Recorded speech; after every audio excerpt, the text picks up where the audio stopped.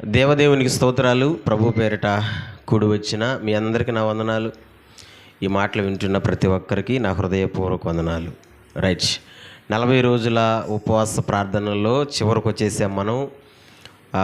రేపు ఎల్లుండితో ఈ ఉపవాస ప్రార్థనలు ముగించబడతాయి. కాబట్టి తప్పకుండా ఈ కార్యక్రమాలు చూస్తున్న మీ అందరినీ దేవదేవుడు దీవించి బలపరచునుగాక.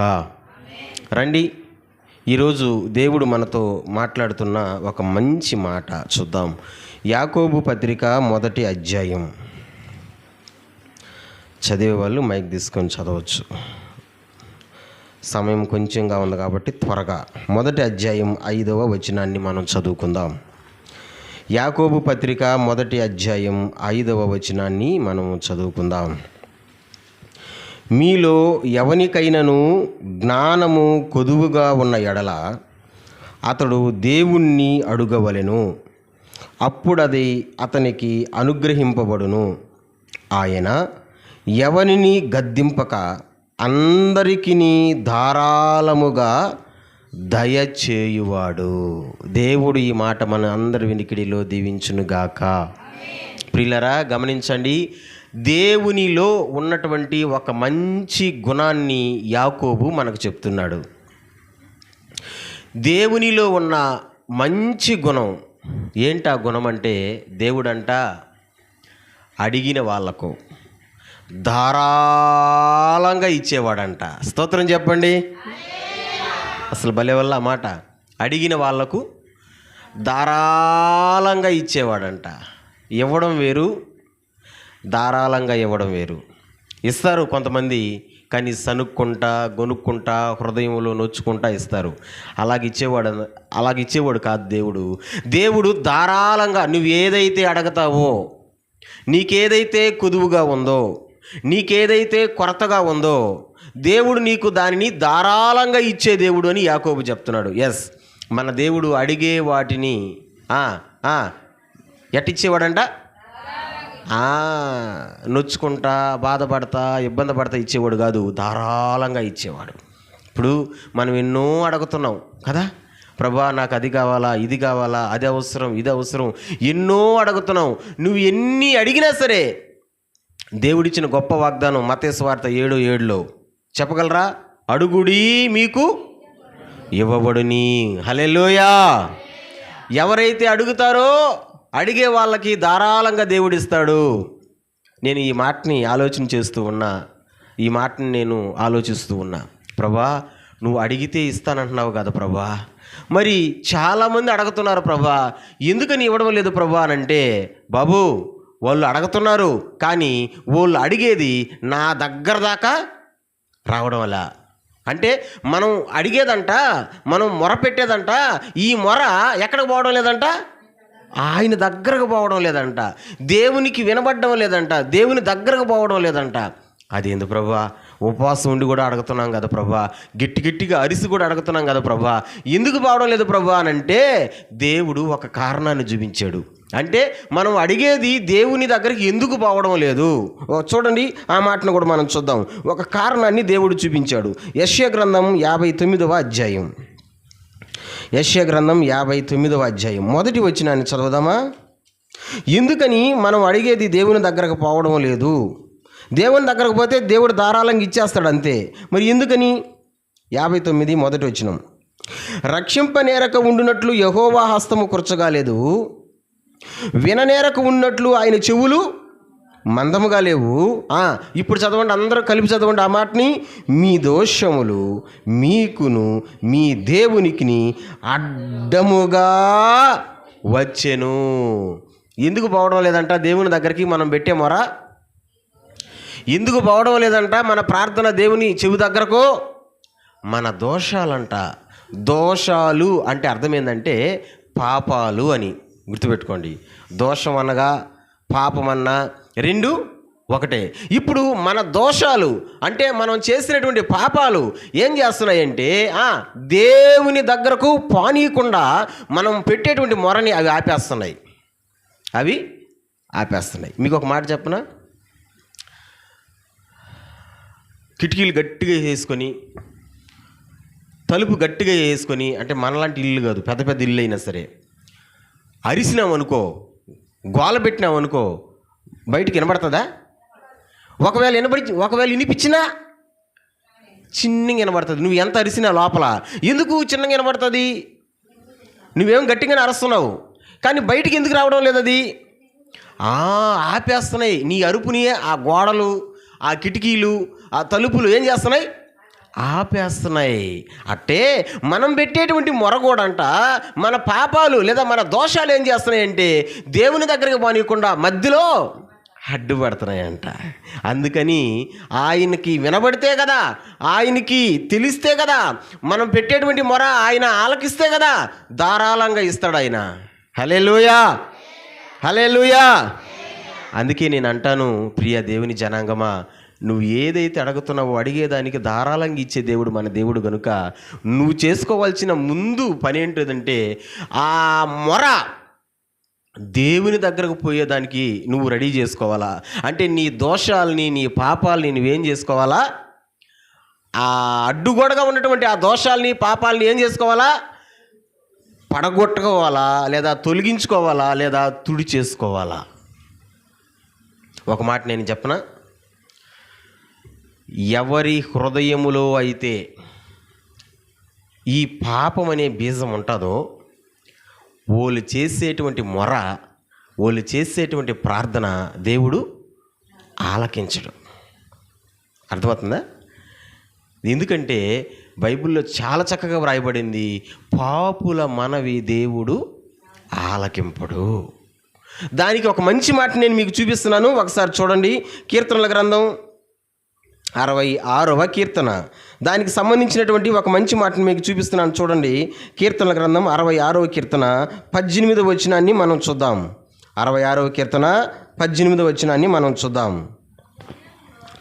నా హృదయములో నేను పాపమును లక్ష్యము చేసిన ఎడల ప్రభువు నా మనవి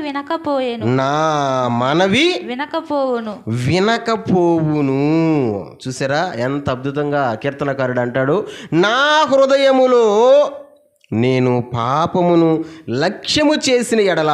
అంటే పాపాన్ని నా హృదయములో పెట్టుకొనుంటే, పాపాన్ని నా హృదయములో దాచిపెట్టుకొని ఉంటే ప్రభువు నా మనవి ఆలకింపడు. ఎందుకు ఆలకింపడంటే ఆ పాపము నువ్వు పెట్టేటువంటి మొర దేవుని దగ్గరికి పోనీయకుండా అదే ఒక అడ్డుగోడగా నిలబడుతుంది, అదే ఒక తలుపుగా లేదా ఒక గోడగా నిలబడుతుంది.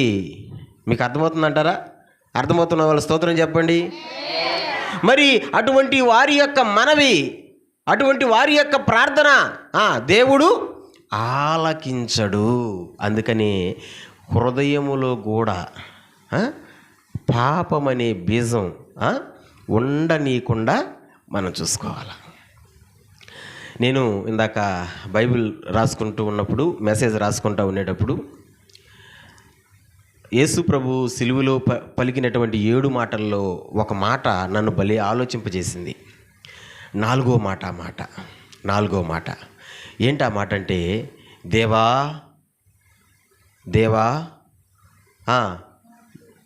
నాకు నువ్వు ఎందుకు దూరం అయిపోయావు అంటే, ఏలోయి లామా సబక్తా అంటే యేసు ప్రభు అడుగుతున్నాడు, అయ్యా నన్ను ఎందుకు దూరం పెట్టావు, నాకెందుకు నువ్వు దూరం అయిపోయావు అని అడుగుతున్నాడు.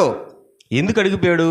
తండ్రి కుమారుడు ఏకమై ఉన్నానని ఆయనే చెప్పాడు కదా, మరి అప్పుడు ఎందుకు తండ్రి దూరం అయిపోయాడు అని అంటే, మన పాపాలు ఆయన మీద వేసుకుని పాపపు ముద్రగా లేదా పాపపు ముద్దగా సిలువలో ఆయన వేలాడుతూ ఉంటే తండ్రి కూడా చేయి వదిలేశాడు.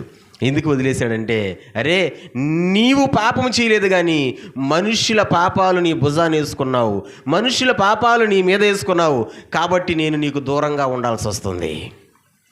ఎంత మర్మమో చూడండి. ఎస్, మన హృదయంలో పాపం ఉన్నా సరే మనకు దేవుడు దూరంగా ఉంటాడు, మన మనవి ఆయన ఆలకింపడు. అందుకని ఎంత జాగ్రత్తగా ఉండాలో తెలుసా? మనం ఎంత జాగ్రత్తగా క్రైస్తవుడు ఉండాలో తెలుసా? ఒక మాట చూద్దాం. యోబు గ్రంథం ఎంత జాగ్రత్తగా క్రైస్తవుడు ఉండాలో ఒక మాట చూద్దాం. యోబు గ్రంథం 31వ అధ్యాయం. యోబు గ్రంథం 31వ అధ్యాయం 31వ అధ్యాయం 27వ వచనాన్ని చూద్దామా. 27వ వచనం. నా హృదయము రహస్యముగా ప్రేరేరింపబడి వారి తట్టు చూచి నా నోరు నా చేతికి ముద్దు పెట్టిన ఎడలను పరమనున్న దేవుని దృష్టికి నేను వేషధారి నవ్వుదును. బాగా చూడండి. నా హృదయము రహస్యముగా ప్రేరేపింపబడి వారి తట్టు చూచి నా నోరు ముద్దు పెట్టిన ఎడల పరమన ఉన్న దేవుని దృష్టికి నేను వేషధారి నగుదును. అంటే ఈ మాట అర్థాన్ని మనం గ్రహిస్తే, నా హృదయము రహస్యముగా ప్రేరేపించబడి అంటే ఒకరి మీద మనకు ద్వేషం ఉన్నా, ఒకరి మీద మనకు కోపం ఉన్నా, ఒకరి మీద మనకు ఈర్ష్య ఉన్నా రహస్యముగా లోపల పెట్టుకుంటాం దాన్ని కదా. అదే అంటున్నాడు చూడండి. రహస్యముగా లోపల పెట్టుకుంటాం, పైకి ఏం చేస్తాం? వారి తట్టు చూచి నా నోరు ముద్దు పెట్టుకుని ఎడలా. లోపలేమో రహస్యం ఉంది, పైకేమో ముద్దు పెడుతున్నాం. ఎంత బాగా రాశారు చూడండి. అక్కడ లోపలేమో రహస్యం అంటే ఏంది? వాళ్ళ గురించినటువంటి అసూయ కావచ్చు, ఇతరుల గురించినటువంటి పగ కావచ్చు, ఇతరుల గురించినటువంటి ద్వేషం కావచ్చు, లోపల ఉంది. పైకేమో ముద్దు పెడుతున్నాం. ముద్దు దేనికి సంకేతం? ప్రేమకు సంకేతం. మీకు ఒక మాట చెప్పనా? యేసయ్యని పట్టించాడే యేసు ప్రభు శిష్యుల్లో ఒక అతను, చెప్పండి ఆయన పేరు? ఇస్కరియోతు యోధా. ఎట్ట పట్టించాడు చెప్పండి? ఎట్ట పట్టించాడు?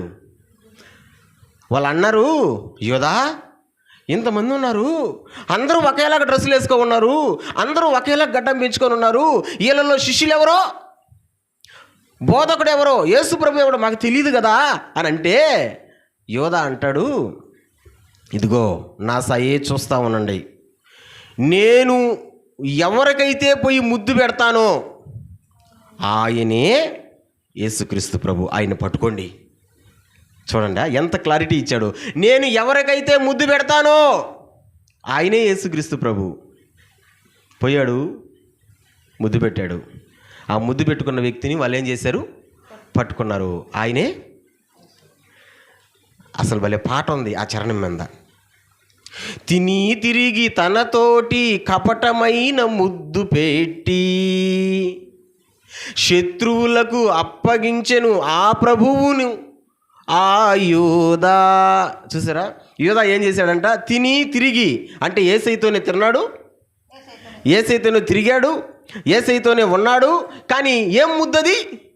కపటమైన ముద్దు పెట్టాడు. నేను నిన్ను ప్రేమిస్తున్నాను బోధకుడని ముద్దు పెట్టాడు, యేసు ప్రభుని పట్టించేశాడు. సేమ్ ఇక్కడ అదే మాట ఉంది. గమనించండి ప్రియులారా. నా హృదయం రహస్యముగా ప్రేరేపించబడి ఎవరి మీదైనా మనకు ద్వేషభావం ఉన్నా, ఎవరి మీదైనా మనకు పగ ప్రతీకారాలున్నా, లోపల ఇవి పెట్టుకొని పైకి వాళ్ళతో ముద్దు పెడుతున్నట్టుగా పైకి ప్రేమని నటించినా సరే పరమన ఉన్న దేవుని దృష్టికి వేషధారణ అయిపోతాం. వేషధారణ అంటే పైకే కాదు, లోపల కూడా మనం కల్మషం లేకుండా ఉండాల. ఒకవేళ నువ్వు పైకి కల్మషం కనిపిస్తున్నా, లోపల కల్మషం కనిపిస్తున్నా, నీ మనవి దేవుడు ఆలకింపడు, వినడు. ఎందుకు వినడంటే నీ లోపల ఉన్నటువంటి ఆ కల్మషాలే లేదా ఆ దోషాలే లేదా ఆ పాపాలు ఏం చేస్తాయంటే దేవునికి నీకు మధ్యలో అడ్డుగోడగా ఉంటాయి. నువ్వు పెట్టే మొర ఆయనకి వినపడదు. అందుకే యాకోబు పత్రికలు యాకోబు అన్నాడు, ఏమన్నాడు తెలుసా? అడిగే వారికి యేసయ్య, చెప్పండి అడిగే వారికి యేసయ్య ధారాళంగా ఇచ్చేవాడు. ఏం అడుగుతావు? అడుగు. దేవుడు నిన్ను ఆశీర్వదించాలా, దేవుడు నిన్ను దీవించాలా, దేవుడు నిన్ను గొప్ప చేయాలా, దేవుడు నీకు ఆరోగ్యం ఇవ్వాలా, దేవుడు నీకు ఏం చేయాలా, ఏది అడిగినా ధారాళంగా ఇస్తాడు దేవుడు. కానీ నువ్వు లోపల బయట కల్మషం లేకుండా ఉండాలా. బిడ్డ, ఆ విధంగా నువ్వు ఉండగలిగితే నువ్వు అడిగిన దానికంటే అధికంగా దేవుడు ఇస్తాడు. లోపల ఎవరి మీద కూడా మనకు పగలొద్దు, ప్రతీకారాలు వద్దు, కోపాలు వద్దు. ఎట్టుండాలి మనమంటే లోపల పెట్టుకుని పైకి నువ్వు ఏడ్చి ప్రార్థన చేసినా సరే ఆ ప్రార్థన దేవుడు ఆలకించు. అందుకే చివరిగా నేను ఒక మాట చెప్పి ప్రార్థన చేసి పోతున్నా. ఏంటి ఆ మాట అంటే, ఈరోజు ఈ 40 రోజుల ఉపవాస ప్రార్థనలో ఈ 38వ రోజు మనమందరం చేయాల్సిన ఒక ప్రార్థన ఉంది. మనమందరం చేయాల్సిన ఒక ప్రార్థన ఉంది, ఒక మాట ఉంది. ఆ ప్రార్థన చేద్దాం, ఆ మాట మీద నిలబడదాం, దేవుని దీవెనలు పొందుకుందాం. ఏంటి ఆ మాట? ఒకసారి చూడండి, కీర్తనల గ్రంథం 51వ కీర్తన. ఈరోజు మనం చేయాల్సిన, సంఘము చేయాల్సిన, ఈ మాటలు వింటున్న వాళ్ళు చేయాల్సిన ఒక ప్రార్థన ఉంది. ఏంది ఆ ప్రార్థన? కీర్తనల గ్రంథం 51వ కీర్తన 2వ వచనం చదివేద్దామా డైరెక్ట్గా?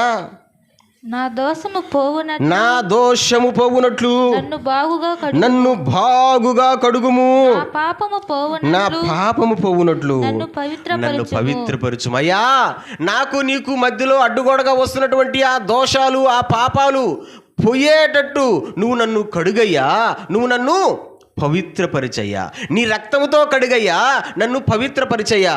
నువ్వు అడగగలిగితే ఆ దోషాల్ని, ఆ పాపాల్ని కడిగి పవిత్రపరుస్తాడు, అడ్డుగోడలను పడగొడతాడు. పడగొట్టిన తర్వాత మనం పెట్టే మొర దేవునికి వినబడుతుంది. ఆయనకి వినబడినప్పుడు ఆయన అడిగిన వారికి ధారాళముగా ఇచ్చే దేవుడు. ఏం అడుగుతావు అడుగు, కానీ అడిగే ముందు దీన్ని గుర్తుపెట్టుకో, నన్ను కడుగయ్యా, నన్ను పవిత్రపరిచయ్యా, లోపల నాలో ఏ కల్మషం ఉండకూడదయ్యా, ఎవరి మీద కూడా ఏ కల్మషం ఉండకూడదయ్యా, బయట కూడా నాకు కల్మషం ఉండకూడదయ్యా కదా. ఈ విధంగా మనం ఉందాం, దేవుని వాక్యానికి విలువిద్దాం, దేవుని వాక్యానికి లోబడదాం. దేవదేవునిలు మనం అందరము పొందుకొందుముగాక. ప్రార్థన చేద్దాం. మహాపరిశుద్ధుడైన నా తండ్రి, ప్రేమ కలిగిన ప్రభువా, ఇంతవరకు ఇప్పటి వరకు నీ వాక్యం, నీ మాటలు విన్న నీ బిడ్డలందరినీ దీవించండి, బలపరచండి ప్రభా. అడిగే వాళ్ళకి ధారాళంగా ఇచ్చే దేవుడు తండ్రి, కానీ మేము పెట్టే మొరని దగ్గరకు రావడం లేదు. దానికి కారణం మా పాపాలే, మా దోషాలే. పైకి మేము నాయనా ముద్దు పెట్టుకుంటున్నాం, కానీ లోపల ప్రేరేపణ ఉంది ప్రభా, రహస్యంగా పలానోళ్ళ మీద అట్టని ఇట్టని అదని ఇదని. అందుకనే మా మరవ ప్రభ మీరు వినడం లేదని, ఆలకించడం లేదని వాక్యం సెలవిస్తున్నది. అలా కాకుండా మమ్మల్ని కడుగయ్య నీ రక్తంలో, పవిత్రపరిచే నీ రక్తంలో, పరిశుద్ధపరిచే నీ రక్తంలో, అమూల్యమైన నీ మాటల చేత మమ్మల్ని బలపరిచి, స్థిరపరిచి, దీవించి బలపరచమని, విన్న ప్రతి బిడ్డను, ఈ కార్యక్రమం చూసిన ప్రతి బిడ్డను, మందిరంలోకి వచ్చిన ప్రతి బిడ్డను దీవించి బలపరిచి ఆశీర్వదించమని మా ప్రభు అయిన యేసుక్రీస్తు నామములో ఈ మనవల్ని సన్నిధిలో పెట్టి అడిగి పొందుకొని ఉన్నాము తండ్రి, ఆమేన్. అందరం చెబుతాం. నా ప్రాణమా యెహోవాను సన్నిధించుము, నా అంతరంగంలో ఉన్న సమస్తమా ఆయన పరిశుద్ధ నామాన్ని సేవించుము. నా ప్రాణమా యెహోవాను సన్నిధించుము, ఆయన చేసిన ఉపకారములలో దేనిని మరొకము. ఆమేన్.